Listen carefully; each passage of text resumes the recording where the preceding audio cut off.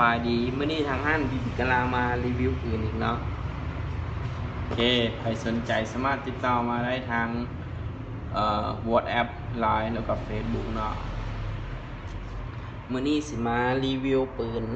M1911 อีกเนาะของโคกแต่ขอตัวนี้สีได้ลิขสิทธิ์แบบ Full Marking เนาะค่ายตัวนี้สีเป็นค่ายอย่างว่าเซเบอร์กันบอกเซเบอร์กันเนาะโอเคแล้วก็ได้ของค่ายอย่างว่าค่าย AW เป็นผู้ผลิตเนาะ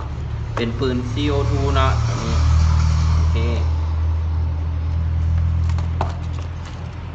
ค่าย AW สิเป็นยางดับยางแดงเนาะมาให้ยางงามมี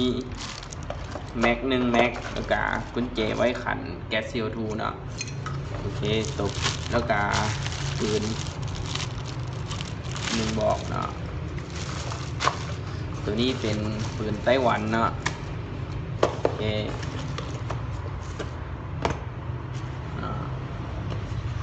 เป็น M1911 คลาสสิกเลยเนาะตัวนี้ขึ้นเซฟบ่ได้เนาะง้างนกคอยขึ้นเซฟได้โอเคขึ้นบ่ได้แล้วก็เป็น Full Marking คือปืนแท้เลยเป็นยิงเลเซอร์ล่องลึกมาคือปืนแท้เลยเนาะแล้วมีกันลื่นมาให้อีกฝั่งหนึ่งสีบุมีอย่างเป็นเรียบๆแล้วก็โลโก้ปืนเขาแล้วก็ซีรีส์นัมเบอร์โอเคคลิปยางเนาะคือคลาสสิกคลิปยางเป็นสีเงินเงาเนาะดูนี้ความไก่โอเคเสียงก็ดีคือกันเนาะไก่ตัวนี้ท่อสิเป็นท่อดำท่อนอกสีเงินท่อในสีดำเนาะจะมีเท่านี้แหละลูกสูบเป็นลูกสูบแดงเนาะถ้าเป็น AW ผลิตเป็นลูกสูบแดงทุกรุ่นเนาะโอเคสิมาลองกำแพงกันเลยเนาะเพราะว่ารุ่นนี้กาโบมีอย่างว่าลายเนาะเพราะเขามีรีวิวโตสีดำแล้วมื้อนี้สิมาเปิดให้เบิ่งซื่อๆว่ามีสีเงินเข้ามาเนาะโอเคมื้อนี้สีลินแก๊ส CO2 ของอย่างวะกาโม่ของกาโม่เนาะมาเบิ่งกันตัวนี้สิเป็นหลอดทองเหลืองมีโลโก้กาโม่เนาะทองเหลืองเนาะโอเคตัวขัน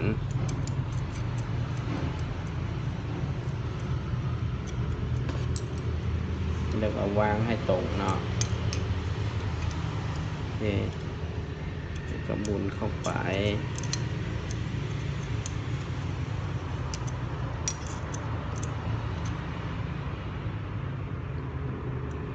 เริ่มแข็งแล้วก็หมุนไวๆแห้งๆเนาะ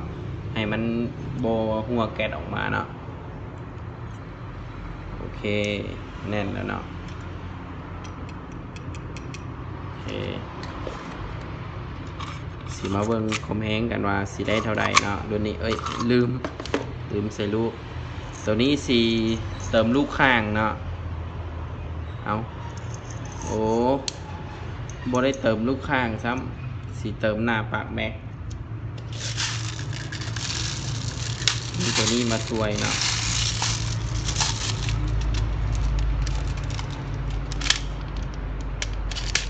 เดี๋ยวที่แข็งหรือว่าใส่มือเอาเนาะยันปากแม็กแตก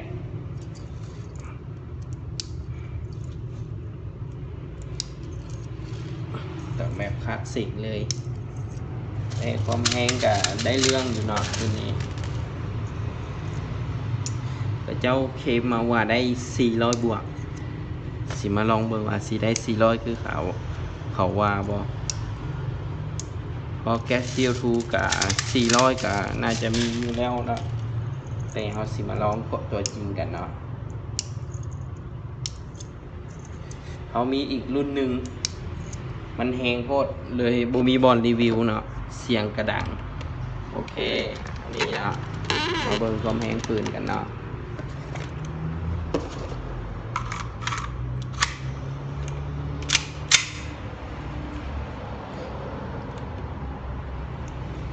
สิได้เท่าไหร่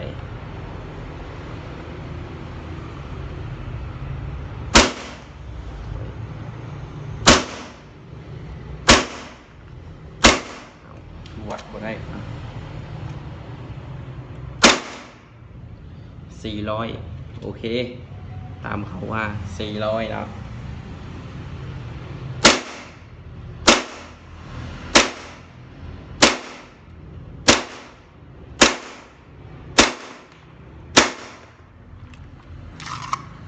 เหมือนแม็กโอเคบอกเลยว่า10ปลายนัดแต่ความแหงกับ390แปลว่าแหงคือกันเนาะรุ่นนี้ถือว่าคุมแก๊สได้ดีโอเคใครสนใจติดต่อมาได้เลยเนาะขอบใจ